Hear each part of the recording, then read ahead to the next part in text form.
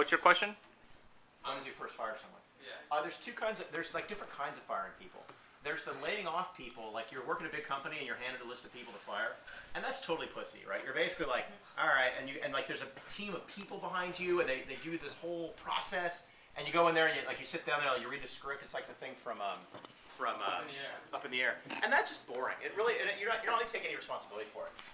When you got to fire a vice president with gray hair who has 3 kids, one of whom was interned for you, now that's firing somebody. And I did that about 2 years ago when I got a guy who basically was going to spend $500,000 on a giant disk array and said that engineering was behind it, and my engineering VP is like, no.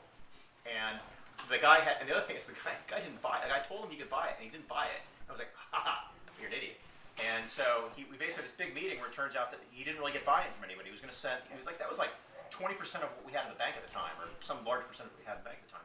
So it was like, dude, talk to my board, and they're like, one of my board members was like, this conversation only goes one way. And so I had to fire him, and that was more interesting, I would say. And that was like a real, firing an executive, having to create a severance package, going through that. That was much more emotional. I did fire a guy when I was at Spoke who was a telesales guy. He came in, he left after the first day, like after 2 hours of work, and we were in the parking lot. We could smell like Mondo pot smoke. And I never put it together, but like the next day he came in, I fired him in like 2 minutes. It was like, hey, it's really not working out, thanks, bye. And that was really easy. Maybe I'm a bad person. But it was harder firing someone who actually was, a big part of it. So, yes.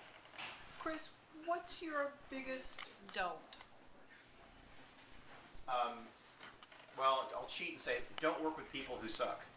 Life is too short. And honestly, that is the big thing. It's like, if you don't like the people you're working with, something's wrong. That is the big, and if there's some places where it's worth it for a while, my favorite example of that is Siebel Software, which built an entire culture around, look, you're going to get rich here, so suck it up. Yeah. And I never worked there. I never wanted to work there. I just hated all the people who were from there. But it was some great engineers are from there, but like just the whole culture was all about like, look, we're going to abuse you. It's going to be a sweat mine, but hey, people are getting rich. So after 4 years, and I think that, from what I can tell, Facebook's kind of like that today. I have friends of mine have gone to work there, and they're working really, really hard, and they're going to get rich. They've been promised a lot of money, but I think life is too short to take that for very long. So don't work with people who suck.